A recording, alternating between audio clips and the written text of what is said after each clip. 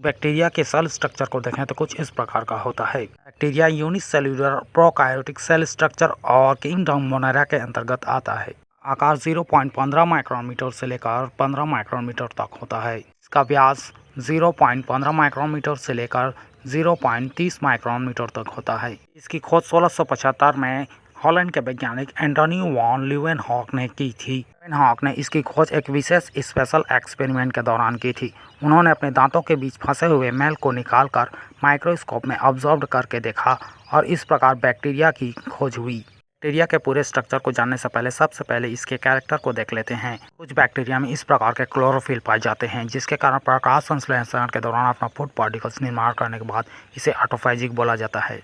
इसके अलावा कुछ बैक्टीरिया विटामिन का संश्लेषण भी करते हैं। न्यूट्रिशन की बात की जाए तो बैक्टीरिया में न्यूट्रिशन घोल के रूप में होता है। ये अपने फूड पार्टिकल्स को घोल के रूप में ग्रहण करते हैं। बैक्टीरिया में यह विशेष गुण पाया जाता है कि ये कार्बन डाइऑक्साइड जैसे गैस का उपयोग करके कार्बोहाइड्रेट का फॉर्मेशन भी करती हैं। इसी तरह हम बैक्टीरिया के रूपों की बात करें तो यहाँ पर ये बैक्टीरिया कई टाइप के होते हैं। आइए हम जानते हैं। इस प्रकार के गोल बैक्टीरिया को कोक्कस बोला जाता है। यदि यह मल्टीपल रूप में हो तो इसको कोक्काई बोला जाता है और यह सिंगल हो तो इसको माइक्रोकोकस। इसी तरह दो जोड़े के रूप में हो तो इसको डिप्लोकोकस और वहीं इसी तरह कोकस स्टेप में हो तो इसको स्ट्रेप्टोकोकस बोला जाता है। चार की स्थिति में इसे टेट्राकोकस और चार जैकेट के रूप में इसे सार्सिना और इसी प्रकार गुच्छे के रूप में हो तो इसको स्टेफाइलोकोकस कहा जाता है। इसके आकार की बात करें तो इसका आकार 0.5 माइक्रोन से लेकर 1.25 माइक्रोमीटर के बराबर होता है। इसी तरह दूसरे टाइप की बात करें तो इस प्रकार सीधे दंड आकार के या कैप्सूलनुमा स्ट्रक्चर को बैसिलस बोला जाता है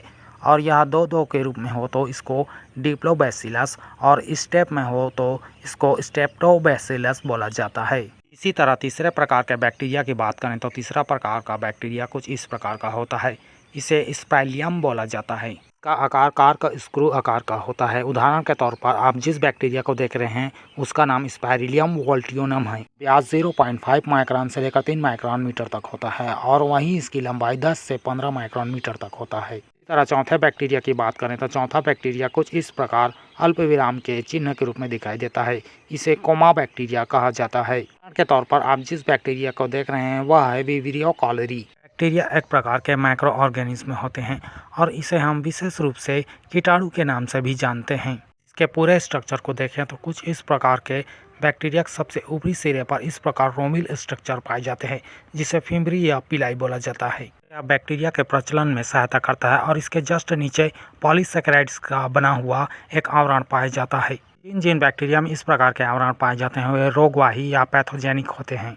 सिरे पर इस प्रकार हुक या चाबुक के समान स्ट्रक्चर पाया जाता है।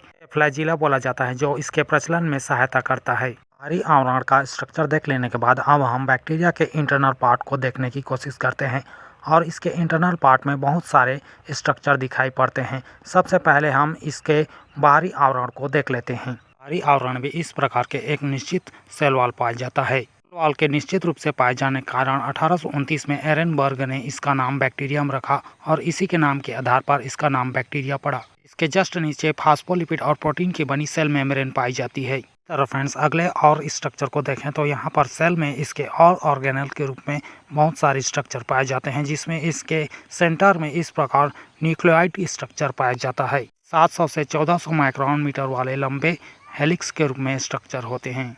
इसके जस्ट नीचे वाले भाग में 100 जीनों की बनी हुई एक स्ट्रक्चर दिखाई पड़ती है। इसे प्लाज्मिड बोला जाता है। इसके बाद इसके सेल के अंदर अन्य पार्टिकल्स भी दिखाई पड़ते हैं, जैसे इसमें राइबोसोम 70S टाइप का होता है और वहीं इसमें एंजाइम पार्टिकल्स भी पाए जाते हैं। इसी तरह बैक्टीरियल सेल में और अन्य भी स्ट्रक्चर दिखाई देते हैं।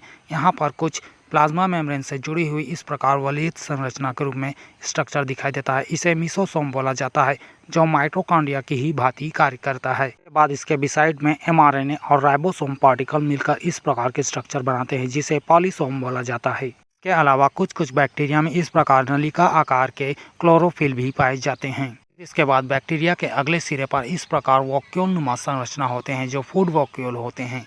बैक्टीरिया में और छोटे छोटे पार्टिकल्स ऑर्गेनेल के रूप में होते हैं। इसमें इस प्रकार रेप्टाइल ग्रैनुलर स्ट्रक्चर भी दिखाई देते हैं। इस प्रकार फ्रेंड्स फिलहाल वीडियो में बस इतना ही। वीडियो कैसा लगा प्लीज़ कमेंट करके अपनी राय ज़रूर दें। वीडियो को लाइक एंड शेयर करें और चैनल को सब्सक्राइब करना ना भूलें। थैंक यू दोस्तों।